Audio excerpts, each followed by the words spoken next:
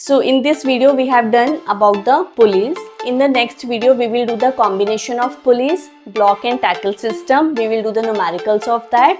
अच्छा, इसमें considerations लेनी है. क्या क्या considerations लेनी है? उसके बाद आप ये भी लिखेंगे. बट इन एक्चुअल रोड पे भी टेंशन आ रहा है, ये एक ही रोड है ना, तो यहाँ पे भी टी, यहाँ पे भी टी, तो देन 1. तो इसलिए इसका मैकेनिकल एडवांटेज अगर आपसे कभी कोई पूछ ले,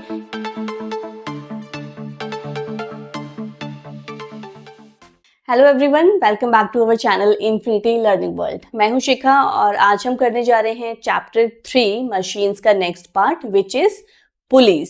so what is a pulley? Basically this is the diagram of a pulley. It consists of a disc, grooved rim, axle, nail. Here, the wheel that is a rim is rotating around a fixed axis. तो इसको हम pulley कहते हैं. Okay, there are two types of pulley: fixed pulley and movable pulley. Single fixed pulley.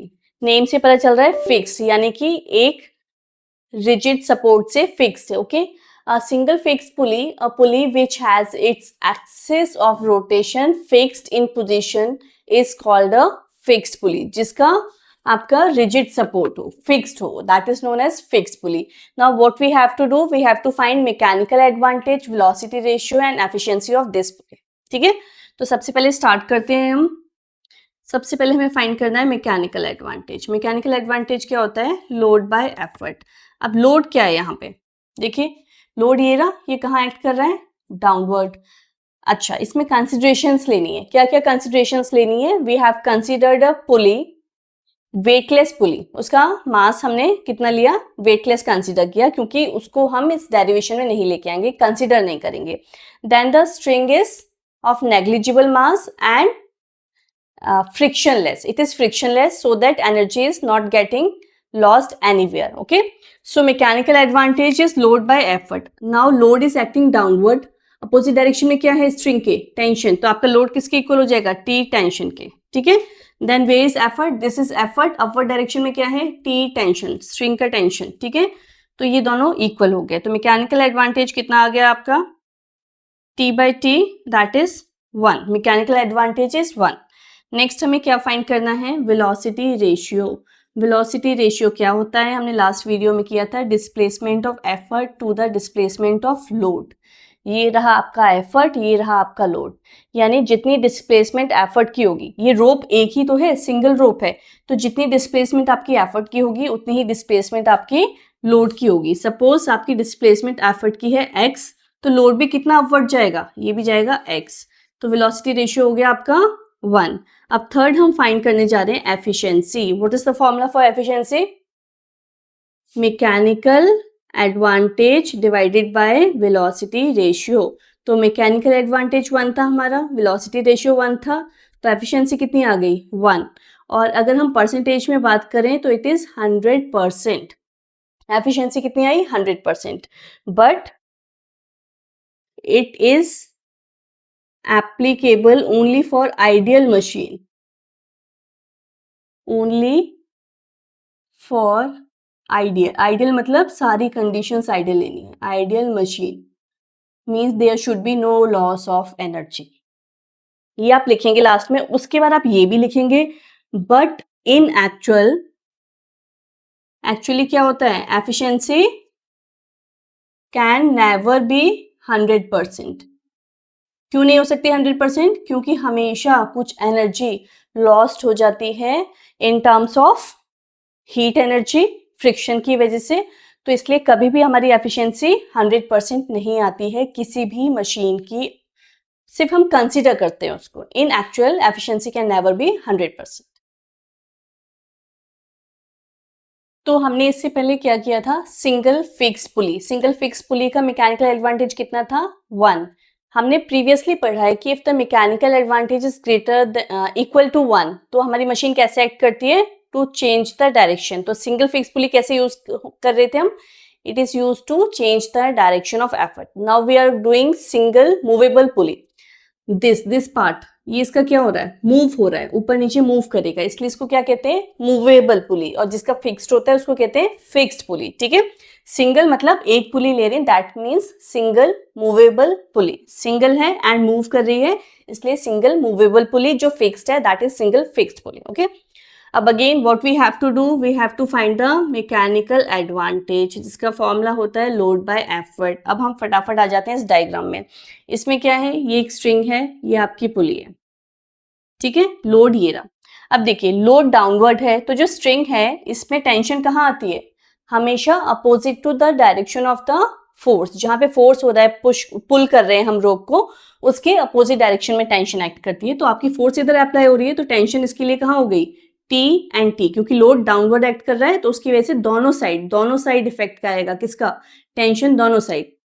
Effort हम कहाँ लगा रहे हैं, अपवर्ड डायरेक्शन में, ऐसे ले रहे हैं रोप को, तो इसका टेंशन कहाँ गया, इसका टेंशन गया डाउनवर्ड डायरेक्शन, उसके अपोजिट डायरेक्शन में, ठीक है।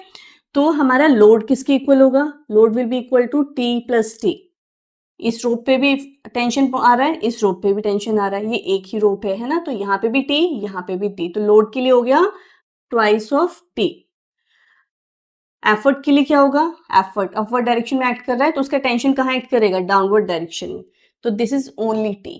तो हमारा मैकेनिकल एडवांटेज क्या हो गया, this is 2t by T which is 2। कितना आया मैकेनिकल एडवांटेज, 2, ठीक है। नेक्स्ट क्या फाइंड करेंगे, वेलोसिटी रेशियो। वेलोसिटी रेशियो का फॉर्मूला क्या होता है, अगेन अभी किया था, क्या फॉर्मूला होता है, it is the displacement of effort to the displacement of load. ये रहा आपका एफर्ट, ये रहा आपका लोड, ठीक है। जब हम यहाँ पे रोप को x से डिस्प्लेस करेंगे तो लोड हमारा कितना ऊपर आएगा, x आएगा, x नहीं आएगा, x बाय 2 आएगा। क्यों, क्योंकि मान लीजिए अगर आप रोप पे ऐसे मार्क करें कि आपने 1 सेंटीमीटर को ऊपर लिया, खींचा, ठीक है, तो हाफ सेंटीमीटर यहाँ से, हाफ यहाँ से, दोनों साइड से खींच के आपके पास रोप आई, और ये लोड कितना ऊपर आया, लोड जो भी ये वैल्यू होगी, अगर ये वैल्यू x है तो लोड कितना ऊपर आएगा, लोड x बाय 2 ऊपर आएगा, ये बात ध्यान रखेंगे, ठीक है।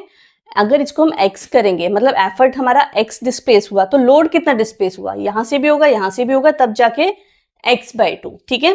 तो displacement of effort is x, displacement of load is x by 2, x cancel out हो जाएगा, आंसर बचेगा 2। तो मैकेनिकल एडवांटेज हमारा 2 आ गया, वेलोसिटी रेशियो हमारा 2 आ गया। थर्ड हम क्या फाइंड करते होते हैं, एफिशिएंसी, जिसका फॉर्मूला होता है mechanical advantage divided by velocity ratio. तो 2 by 2 it is equal to 1, और परसेंटेज में बात करेंगे तो इट इज इक्वल टू 100%। और अगेन इसके बाद सेम 2 लाइंस लिखेंगे, कौन सी 2 lines, efficiency is 100% only for idle machines, so in actual it can never be 100% because there is always some loss of energy। अभी तक कोई प्रैक्टिकली ऐसी मशीन नहीं बनी है जिससे हमें 100% एफिशिएंसी मिलती हो, ठीक है। अब यहाँ पे समझने वाली बात देखिए, इसका मैकेनिकल एडवांटेज कितना है, 2 क्या हुआ, ग्रेटर देन 1। हमने स्टार्टिंग में पढ़ा था कि जब मैकेनिकल एडवांटेज ग्रेटर देन 1 होता है तो मशीन कैसे एक्ट करती है, फोर्स मल्टीप्लायर, यानी कि लोड उठाने के लिए, भारी सामान उठाने के लिए उसको यूज करते हैं। तो हम मूवेबल पुली को कैसे यूज करेंगे, फोर्स मल्टीप्लायर, हैवी लोड को उठाने के लिए। और फिक्स पुली को कैसे यूज करेंगे, टू चेंज द डायरेक्शन, क्योंकि उसका मैकेनिकल एडवांटेज 1 था, इसका ग्रेटर देन 1 है, इसलिए here it acts as force multiplier. वहां पे कैसे एक्ट करती है, it will act to change the direction of effort. Yes, so the next is way to change the direction of effort using a movable pulley। तो यहाँ पे हमने क्या किया, यहाँ पे हमने कॉम्बिनेशन किया किसका, मूवेबल पुली का एंड फिक्स पुली का। फिक्स पुली से हम क्या करते हैं, we change the direction of effort. Movable से क्या करते हैं, लोड को कैरी करते हैं, because it acts as a force multiplier and it is use to change the direction. दोनों का कॉम्बिनेशन करके हमारा वर्क क्या हो गया, और इजी हो गया, क्योंकि हम यहाँ से लोड भी कैरी कर पा रहे हैं और यहाँ से एफर्ट की डायरेक्शन भी चेंज कर पा रहे हैं। तो जब हमें लोड को कैरी भी करना है और एफर्ट की डायरेक्शन भी चेंज करनी है, तो this is the diagram you will draw. आप ये एक्सप्लेन करेंगे कि we have to use 1 movable pulley and 1 fix pulley. अब इसका mechanical advantage and velocity ratio कितना होता है, इसका mechanical advantage and velocity ratio same होता है मूवेबल पुली वाला। दैट मीन्स मैकेनिकल एडवांटेज 2 होता है, वेलोसिटी रेशियो भी इसका 2 होता है। और ऐसा क्यों होता है, क्योंकि ये basically as a force multiplier use हो रही है, किसी लोड को हम कैरी कर रहे हैं, तो mechanical advantage should be greater than 1। तो इसलिए इसका मैकेनिकल एडवांटेज अगर आपसे कभी कोई पूछ ले क्या होगा, तो 1 नहीं होगा, it will be 2 because here this combination is used for carrying a load or weight. So in this video we have done about the pulleys. In the next video we will do the combination of pulleys, block and tackle system. We will do the numericals of that. So like and subscribe my channel which help me to stay motivated. Thank you and have a wonderful day.